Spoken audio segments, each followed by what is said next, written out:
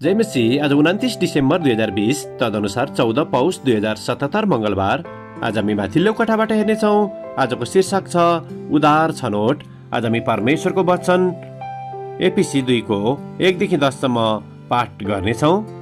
तिमीहरू आफ्ना अपराध र पापहरूद्वारा मरेको बेलामा उहाँले तिमीहरूलाई जीवित पार्नुभयो।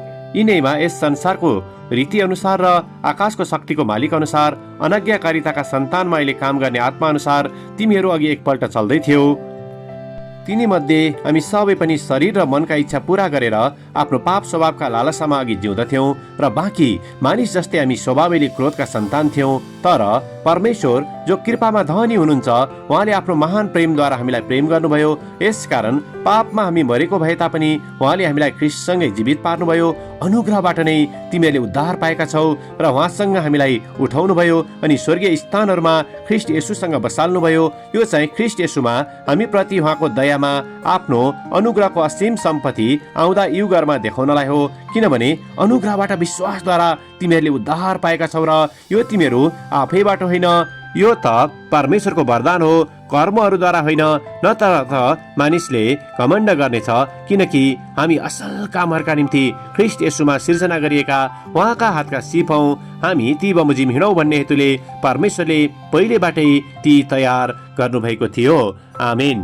पहिलो थेसलोनिकी 1:4 लेखक यहाँ जोड दिनुहुन्छ। भाइ हो परमेश्वरका प्रियहरू, तिमीहरूलाई उहाँले चुन्नुभएको हामीलाई थाहा छ।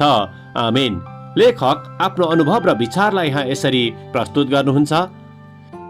म आजसम्म पनि आफू स्कुलको जिम कक्षामा 2 मध्ये एकजना टिम क्याप्टेनले खेलको निम्ति मलाई छनौट गरून् भनी उभिरहेको दृश्यको सम्झना गर्दछु।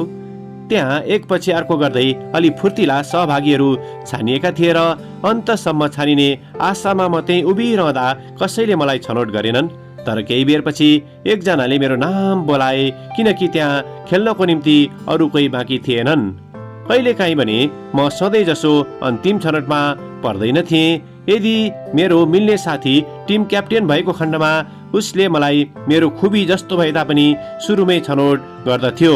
म सधैँ जस्तै अन्तिम छनौटमा नपरौँ भनेर म प्रति रहेको उसको प्रेमको कारणले उसले मलाई छनौट गरिदिइहाल्थ्यो।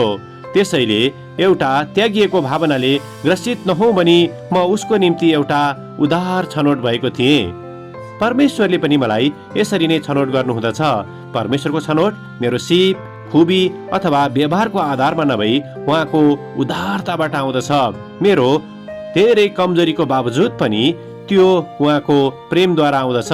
त्यसैले मेरो असलता मेरो आफ्नै नभई परमेश्वरको असलता हो।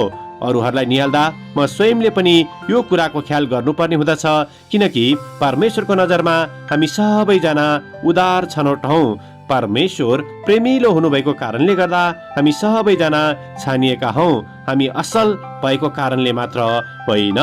आमेन। आजको विचार, परमेश्वरले मलाई देखाउनु भएको उदारता कसरी म अरूहरूलाई पनि देखाउन सक्दछु। प्रार्थना। प्रेमिलो परमेश्वर, हामीलाई असीमित उदार देखाउनु भएको निम्ति धन्यवाद। हामीले पाएको त्यस उदारतालाई अरूहरूमाझ बाँड्न सकौँ, येशूको नाउँमा।